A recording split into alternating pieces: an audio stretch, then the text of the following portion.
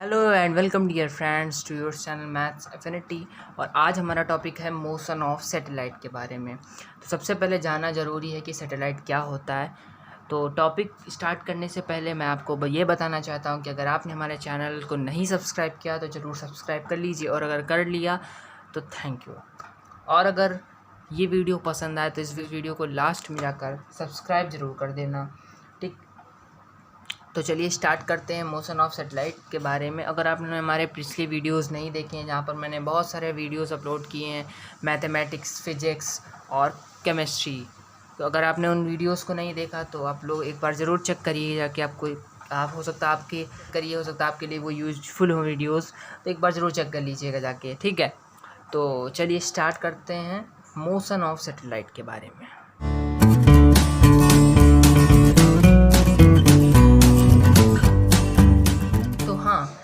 बात हमारी है मोशन सैटेलाइट। उससे पहले जानना ज़रूरी है कि सैटेलाइट किसको कहते हैं। आप समझते हैं कि जो हम लोग धरती से बनाकर चीज़ें भेजते हैं वो जो रिवॉल्व करती हैं सैटेलाइट। बस इस मामले में बहुत कन्फ्यूजन होता है कि प्लेनेट और सैटेलाइट में क्या अंतर है, प्लेनेट और सैटेलाइट में क्या डिफरेंस है। तो इस बात को हम लोग बहुत ज़्यादा कंफ्यूज रहते हैं कि प्लेनेट क्या होता है और सैटेलाइट क्या होता है। तो आज मैं आपको इस वीडियो में बताने वाला हूँ कि प्लेनेट और सैटेलाइट में पहली बात तो मैं अंतर बताऊँगा कि सैटेलाइट क्या होती है, ठीक।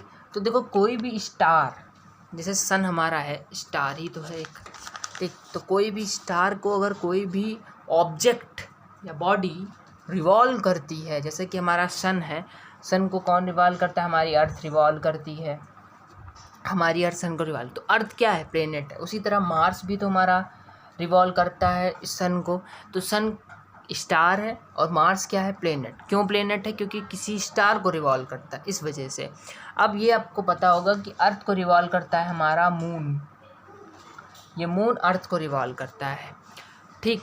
तो प्लेनेट को, कोई भी चीज़ जो प्लेनेट को रिवॉल्व करती है किसी सर्कुलर ऑर्बिट या एलिप्टिकल ऑर्बिट, यही बात आपको मैं बताना फिर से चाहता हूँ कि हमारी जो अर्थ होती है वो सन को, वैसे यहाँ पर कोई ज़रूरी नहीं इस बात को बताना, पर मैं बता दे रहा हूँ कि अर्थ सन को जो रिवॉल्व करती है, हम लोग आप समझते हैं कि एग्जैक्ट सर्किल फॉर्म होता है, बट ऐसा नहीं, हल्का सा एलिप्टिकल शेप में रिवॉल्व करती है।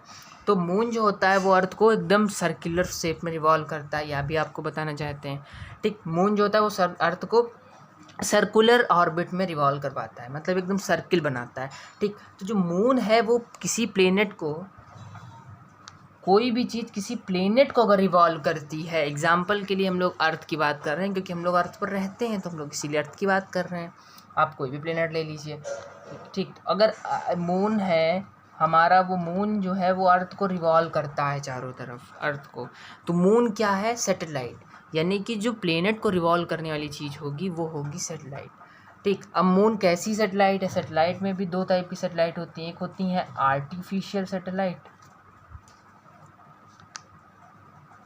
एक होती है आर्टिफिशियल और एक होती है नेचुरल सैटेलाइट। तो मून हमारा कैसी सैटेलाइट है? नेचुरल है कि आर्टिफिशियल? नेचुरल सैटेलाइट है, क्योंकि मून को किसी ने बनाया नहीं है, मतलब मून कोई मैन मेड चीज़ नहीं है, इसी वजह से इसको नेचुरल सैटेलाइट कहा जाएगा, ठीक है। तो क्वेश्चन इसी टाइप से आपसे बन सकते हैं कि नेचुरल सैटेलाइट है तो ये क्यों है, ये मून क्या है, मून प्लेनेट है, मतलब सब कुछ बन सकता है, ठीक। और आर्टिफिशियल सैटेलाइट कौन से होते हैं? जैसे हम लोग आए देखते हैं कि श्रीहरिकोटा या कहीं से भी, कोई भी, जैसे नासा है, इसरो है, कोई भी चीज़ हमारी जो होते हैं ये एजेंसीज, स्पेस एजेंसीज, वो आए दिन छोड़ा करती हैं सैटेलाइट्स, कहीं मतलब धरती से छोड़ती हैं, वो जाके हमारी अर्थ को रिवॉल्व करती हैं। तो वो भी हमारी अर्थ प्लेनेट को रिवॉल्व कर रही हैं, लेकिन वो किसने बनाया है? हमने अपने बनाया है, मतलब मैन मेड थिंग है। तो वो कैसी सैटेलाइट हो गई? वो आर्टिफिशियल सैटेलाइट हो गई, ठीक। समझ में आ गया? अब वो देखिए, आप कहेंगे सैटेलाइट का यूज़ क्या? सैटेलाइट का यूज़ देखिए, हम लोग देखते हैं, घर बैठे टीवी ऑन किया, कहीं मोबाइल ऑन किया, हम लोग देखते हैं कि वेदर कैसा है, या ब्रॉडकास्टिंग हम लोग टीवी में प्रोग्राम्स चलते हैं, वो सब सैटेलाइट के थ्रू पॉसिबल है, ठीक। हमें किसी जगह का, हम कहीं भी बैठे हैं और हमें कहीं का टेम्परेचर दूसरी जगह का पता करना है, तो हम लोग किसकी हेल्प से पता करते हैं? ये सब सैटेलाइट का ही कमाल है। क्लियर हो गया। तो अब चलिए बात करते हैं आगे, अब अपने टॉपिक की तरफ बढ़ते हैं। देखिए ध्यान से, जैसे ये हमारी अर्थ है, ठीक, इसको कोई भी सैटेलाइट रिवॉल्व कर रही है। मान लो हमारा मून ही, ये मून इस अर्थ को रिवॉल्व कर रहा है, बिल्कुल सर्कुलर नहीं बनना है, लेकिन हाँ आप मान सकते हैं सर्किल ही, ठीक। तो मून इस अर्थ को रिवॉल्व कर रहा है, तो अर्थ के सेंटर से मान लो इस मून या इस सैटेलाइट, आप सैटेलाइट मान लीजिए, सैटेलाइट जिसका मास ms है और ये अर्थ का मास है me, mass of earth, mass of satellite, और मून अर्थ के सेंटर से सैटेलाइट की दूरी है मान लो r डिस्टेंस पर ये सिचुएटेड है, और अर्थ की रेडियस को हमने मान लिया कैपिटल R, और अर्थ की सरफेस से ये मून है मान लो h हाइट पर। क्लियर होगा, ये आपको डेटा क्लियर हो गया। अर्थ की रेडियस है कैपिटल R, अर्थ की रेडियस सेम सैटेलाइट की दूरी है स्मॉल r, और अर्थ की सरफेस सतह से सैटेलाइट कितनी ऊंचाई पर है, h हाइट पर है। अब एक बात तो, अगर ये चलो एक समय के लिए मान लेते हैं मून या कोई भी सैटेलाइट, तो अगर इस अर्थ के चारों तरफ इस मून हमारा रिवॉल्व करता है, सैटेलाइट हमारी रिवॉल्व करती है, तो इसका मतलब यहाँ पर कुछ ना कुछ फोर्स रहेगी। कौन सी फोर्स रहेगी? जो इसको बांधे है, इस सैटेलाइट को अपनी चारों तरफ अर्थ से रिवॉल्व हो रही है, कौन सी फोर्स से हो रही है बताइए? ग्रेविटेशनल फोर्स से, जिसका फार्मूला न्यूटन ने दिया था Gm1m2/r²। और यहाँ पर ये m1 m2 क्या होंगे? एक होगा मास ऑफ अर्थ, एक होगा मास ऑफ सैटेलाइट अपॉन दोनों के बीच की डिस्टेंस। तो ये हो गया हमारा, अगर इसको वेक्टर फॉर्म में लिखना चाहें तो बस यहाँ पर एक यूनिट वेक्टर लगाते हैं, दिख रहा है, ठीक, क्लियर हो गया।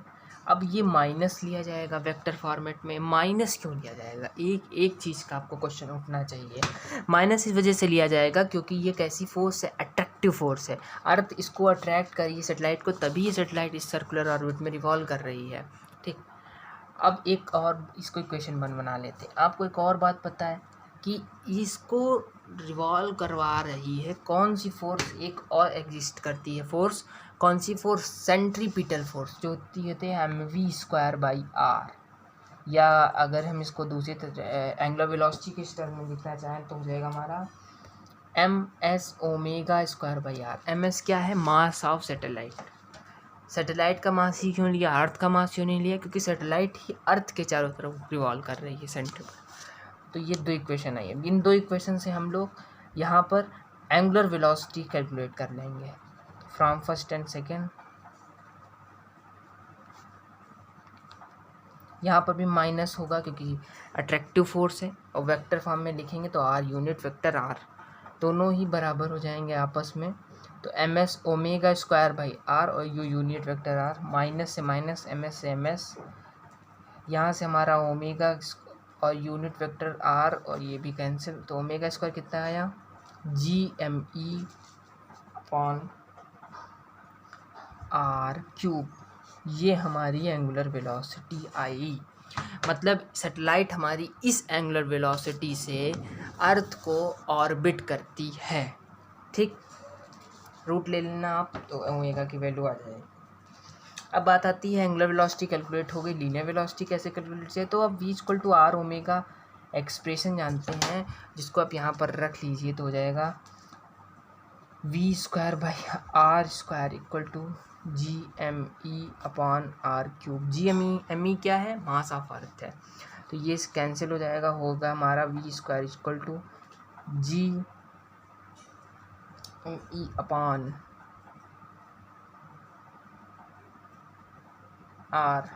ये हमारी लीनियर वेलोसिटी है। तो ये हमारी कैसी वेलोसिटी है? एंगुलर वेलोसिटी है। ये एंगुलर वेलोसिटी है। ये कैसी वेलोसिटी है? लीनियर वेलोसिटी है। ये लीनियर वेलोसिटी का टर्म आ गया, ये लीनियर वेलोसिटी है, ठीक, क्लियर हो गया। तो हम किसी भी सैटेलाइट की एंगुलर वेलोसिटी लीनियर वेलोसिटी से कैलकुलेट कर लेंगे। अब आप इसको vo से भी डिनोट किया जाता है, और इसी को कहा जाता है दूसरे नाम से, इसको कहा जाता है ऑर्बिटल वेलोसिटी, ये सब चीज़ें आपको नोट करनी पड़ेंगी, बहुत इंपॉर्टेंट है। इसको ऑर्बिटल वेलोसिटी कहा जाता है। क्यों ऑर्बिटल वेलोसिटी कहा जाता है? क्योंकि देखिए पूरा ऑर्बिट ही तो बन रहा है, सर्कुलर ऑर्बिट बन रहा है। तो ऑर्बिट में घूमने वाली चीज़ किस वेलोसिटी से घूम रही है उसको नाम दे दिया गया ऑर्बिटल वेलोसिटी। तो v0² = GME/r, ये हमारी ऑर्बिटल वेलोसिटी। रूट ले लीजिएगा तो हो जाएगा √GME/r। ठीक, अब कुछ इसमें और देखते हैं थोड़ा, तो मैं इधर डायग्राम बना लेता हूँ। हाँ, तो इसको हमने इधर भी बना लिया। ठीक, अब यहाँ पे हम देखते हैं, हम देख रहे हैं कि हमारे सामने ऑर्बिटल वेलोसिटी का फार्मूला है GME/r। अगर ये क्या स्मॉल आर को देखिए, स्मॉल आर क्या है? अर्थ की रेडियस से उस सैटेलाइट के बीच की डिस्टेंस या दूरी। तो स्मॉल आर को क्या हम ये लिख सकते हैं R + कैपिटल H? क्यों नहीं लिख सकते? बहुत सरल है, ये पूरा स्मॉल आर, ठीक, ये इतना कैपिटल आर और इतनी हाइट, ये मैं आपको शुरू में ही बता चुका हूँ। तो यहाँ पर हम इसको रिप्लेस करते तो जाएगा हमारा फार्मूला GME/r + H। एक हमें ये वाला फार्मूला मिला। अब हम लोग, आप लोगों को पता होगा, ये आप लोगों ने 11th में भी पढ़ा है कि इसमें GME/r², ये भी एक फार्मूला होता है जिसका हम लोग यहाँ पर यूज़ करेंगे। कैपिटल आर होगा, अर्थ की रेडियस है ना। तो इसको अगर हम यहाँ से GME की वैल्यू निकालें तो हो जाएगा GME = GR²। तो इसको हम यहाँ पर सब्स्टिट्यूट करते हैं इस फार्मूला में, तो हो जाएगा हमारा v0² = GR²/r + H।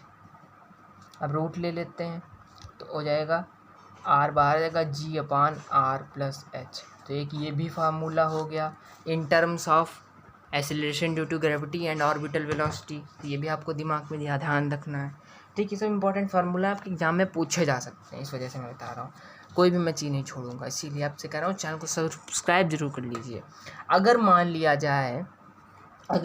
जाए कि जो जिस H क्या था, अर्थ की सरफेस से उस सैटेलाइट की हाइट कितनी है, कितनी ऊंचाई पर वह सैटेलाइट हमारी रिवॉल्व कर रही है अर्थ की सरफेस से। तो अगर मान लिया जाए कि ये r + H नेग्लिजिबल है, तो इसको हम R + H की जगह कैपिटल R लिख सकते हैं। मतलब बहुत पास उड़ रही है सैटेलाइट, बहुत पास ऑर्बिट कर रही है हमारी सैटेलाइट अर्थ के। ठीक, तो ये भी एक फार्मूला हो गया। ठीक, ये आप ध्यान रखिए, तो ये आपको ध्यान ही रहेगा। अब आपको बताते हैं जीरो स्टेशनरी सैटेलाइट के बारे में। तो यहाँ पर अब आपको बताना जा रहा हूँ जीरो स्टेशनरी सैटेलाइट। आपके दिमाग में डाउट होगा इसको कहते हैं जीरो स्टेशनरी सैटेलाइट, तो इसका मतलब क्या होता है? तो बहुत ही इजी लैंग्वेज में समझिए, ये मैं आपके नोट करने के लिए लिख के लाया हूँ। ठीक है, तो बाकी मैं बताने जा रहा हूँ इसका मतलब क्या है। लिखा है सैटेलाइट विच अपीयर स्टेशनरी। ये छोड़ो इसको, चलो मैं अपने आप बताता हूँ। देखिए, आप अर्थ की सरफेस पर खड़े हैं, ठीक, आप अर्थ की सरफेस पर खड़े हैं और आपको आसमान में उड़ती हुई सैटेलाइट अगर रुकी हुई, स्टेशनरी का मतलब रुकी हुई नज़र आए, तो उसी को कहते हैं जीरो स्टेशनरी सैटेलाइट। नाम से ही पता चल रहा है जीरो स्टेशनरी सैटेलाइट का मतलब यही, इस लाइन का मतलब यही है। ठीक, फिर लिखा है आपको, अब फिर उसके बाद नीचे जो लिखे हैं वर्ड सेंटेंस, उसका मतलब ये है कि आपको सैटेलाइट कब स्टेशनरी नज़र आएगी। पृथ्वी से देखने पर, अर्थ से देखने पर आपको सैटेलाइट किस कंडीशन पर स्टेशनरी नज़र आएगी। भाई कंडीशन भी तो होनी चाहिए, तभी तो हमें पता चलेगा कि हमें कब नज़र आएगी सैटेलाइट स्टेशनरी। तो इसके लिए दो कंडीशन है। पहला है sense of rotation of earth and satellite is same. इसका मतलब समझना कि अगर हमारी अर्थ क्लॉकवाइज घूम रही है या एंटी क्लॉकवाइज घूम रही है, ठीक, तो सैटेलाइट भी एंटी क्लॉकवाइज घूमनी चाहिए, ये एक कंडीशन है। ठीक, और सेकंड मोस्ट इम्पॉर्टेंट है कि दोनों का पीरियड ऑफ रिवॉल्यूशन या angular velocity, period of revolution और एंगुलर वेलोसिटी बात एक है, वो टाइम पीरियड है। टाइम पीरियड ऑफ रिवॉल्यूशन और एंगुलर वेलोसिटी दोनों की सेम होनी चाहिए, यानी कि जिस एंगुलर वेलोसिटी से ये वाला घूम रही है, ये हमारी अर्थ घूम रही है, और जिस एंगुलर वेलोसिटी से दोनों की सेम होनी चाहिए, दोनों की वेलोसिटी सेम होनी चाहिए। यानी कि पहली कंडीशन मतलब सेम स्पिन के साथ घूमना चाहिए एंटी क्लॉकवाइज, तो वो भी एंटी क्लॉकवाइज, जिस एंगुलर वेलोसिटी से अर्थ उसी एंगुलर वेलोसिटी से सैटेलाइट। तो उस कंडीशन में हम जब देखेंगे सैटेलाइट को अर्थ की सरफेस से, तो हमारी वो सैटेलाइट जीरो स्टेशनरी में रुकी हुई नज़र आएगी। पसंद आया होगा वीडियो, अगर इस वीडियो पसंद, एक बात और रहेगी बताने के लिए कि अगर हम एंगुलर वेलोसिटी ऑफ अर्थ, चलो इसको भी देखते हैं। एंगुलर वेलोसिटी ऑफ अर्थ होती है हमारी 2π/t से आप कैलकुलेट करोगे, जब यहाँ पर वैल्यूज़ रखोगे 3.14 और टाइम पीरियड 1 घंटा 24 घंटा हो तो उसमें मिनट 60 करोगे और सेकंड में बदलने के लिए फिर 60 से मल्टीप्लाई करोगे, तो कैलकुलेशन है और कुछ नहीं। तो एंगुलर वेलोसिटी ऑफ अर्थ जब आप कैलकुलेट करोगे, मेरे पास तो लिखा रखा है, तो इतनी आएगी 10⁻⁵ रेडियन पर सेकेंड, ठीक। और हम लोग कंडीशन जानते हैं, एंगुलर वेलोसिटी ऑफ अर्थ और angular velocity of sun same है, सॉरी सैटेलाइट सेम है, तो यहाँ पर इसको रख दो, तो 7.3 × 10⁻⁵। और आपको एंगुलर वेलोसिटी ऑफ सैटेलाइट आपको पता है क्या होगा, Gme/r³। स्क्वायरिंग करोगे दोनों तरफ तो ये हो जाएगा 7.3 × 10⁻⁵ का स्क्वायर और Gme/r³। यहाँ से आप वैल्यूज़ पुट करोगे तो आपको r³ की वैल्यू जो होगी वो मिल जाएगी। जी आपको पता है acceleration due to gravitational constant, और me मास ऑफ अर्थ ये आपको पहले से ही नोन है, तो यहाँ से r की वैल्यू मिलेगी 4.2 × 10⁻⁷ मीटर। तो ये भी बहुत ही इंटरेस्टिंग, अगर आपको एस्ट्रोफिजिक्स में आपको इंटरेस्ट है तो ये बहुत इंटरेस्टिंग डेटा है। इस आपने जो अभी पढ़ा है ना, इस r का मतलब क्या है, इस r का मतलब कि अगर अर्थ की सरफेस से अगर हमारी सैटेलाइट 4.2 × 10⁻⁷ मीटर पर होगी तो हमारी सैटेलाइट हमें स्टेशनरी नज़र आएगी, मतलब रुकी हुई नज़र आएगी। तो यही आपको बताना था कि ये वो हाइट है जिस पर हमारी सैटेलाइट स्टेशनरी नज़र आएगी। तो एक बार फिर से देख लीजिए 4.2 × 10⁻⁷ मीटर। तो आज के इस वीडियो में इतना ही, मिलते हैं नेक्स्ट वीडियो में जल्दी। और अगर आपको जो भी टॉपिक नहीं समझ में आ रहा है तो कमेंट करके नीचे बता दीजिए, मैं वीडियो बनाने की पूरी कोशिश करूँगा। मिलते हैं नेक्स्ट वीडियो में, तब तक के लिए गुड बाय, टेक केयर।